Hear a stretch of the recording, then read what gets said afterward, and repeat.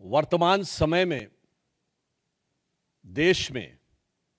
जिस प्रकार से एक विशिष्ट प्रकार की राजनीति चल रही है, जो देश की आंतरिक सुरक्षा और ताने बाने को ध्वस्त करने के लिए किसी भी कीमत तक जाकर कमर कसे हुए दिखाई पड़ती है, उसकी एक वानगी जो कई बार आप पश्चिम बंगाल में देख चुके हैं। आज न्यायालय द्वारा गठित एसआईटी की रिपोर्ट आने के बाद पश्चिम बंगाल की तृणमूल कांग्रेस सरकार की हिंदू विरोधी निर्ममता अपने पूरे विद्रूप रूप में सामने आती हुई दिखाई पड़ रही है।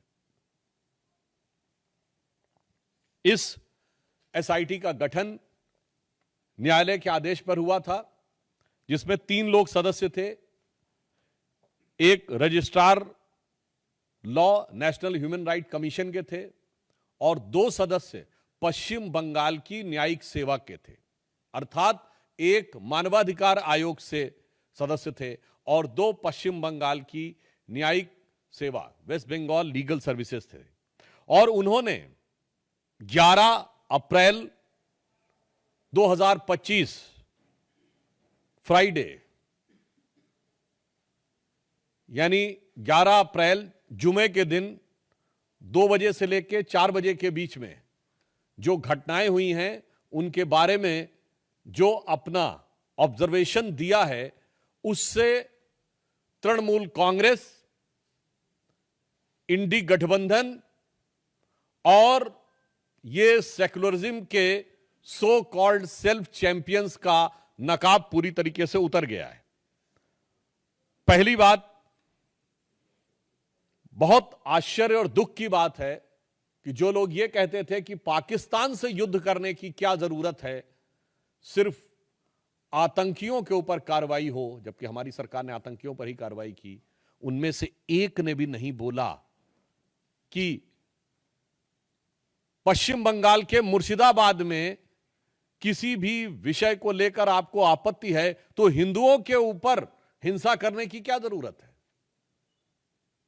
हरगोविंद दास और चंदन दास पिता पुत्र की मृत्यु पर किसी ने एक शब्द भी नहीं बोला। वही लोग अचानक ऑपरेशन सिंदूर के बाद पाकिस्तान के प्रति सहानुभूति दिखाते हुए नजर आने लगे। इसमें जो फाइंडिंग्स आई हैं, पहला पॉइंट जो तृणमूल कांग्रेस ने यह प्रचार करने का, भ्रम पैदा करने का प्रयास किया था कि इसमें बाहर के लोग शामिल थे। उनके कुछ सांसदों ने दूसरे राज्यों के लोगों का नाम लिया था, विशेषकर उत्तर प्रदेश बिहार का नाम लिया था, जो सरासर अनुचित है। परंतु इस फाइंडिंग में बहुत साफ साफ तौर पर तृणमूल कांग्रेस के नेता और एमएलए का नाम भी सामने आया है और इसमें कहा गया है कि उनके 11 अप्रैल को, मैं इसको एज इट इज रीड करना चाहता हूं। All the attacks were carried out on the Friday 11th of April from 2 PM onwards under the instructions of local councillor Mehboob Alam and police and administration done nothing। तो ममता जी, ये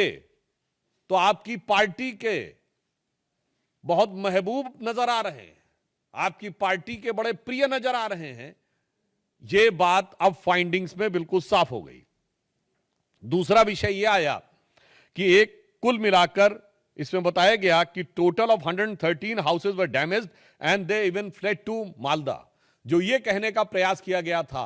कुछ नेताओं के द्वारा कि ऐसा तो कुछ खास हुआ ही नहीं, कोई महत्वपूर्ण, कोई ऐसी उल्लेखनीय घटना नहीं हुई, ये बात बिल्कुल साफ सामने आई कि 113 जो हाउसेस थे वो पूरी तरीके से विध्वंस हुआ और लोगों को वहां से पलायन करने पर बाध्य होना पड़ा। इसी के साथ साथ यह भी बात सामने आई कि पुलिस ने कई मौकों के ऊपर जो उनकी प्रोसीडिंग्स में, और ये जो तृणमूल कांग्रेस के नेता का नाम ये पेज नंबर 5 के ऊपर अपनी फाइंडिंग्स में लिखा हुआ है। फिर यह बताया गया कि दे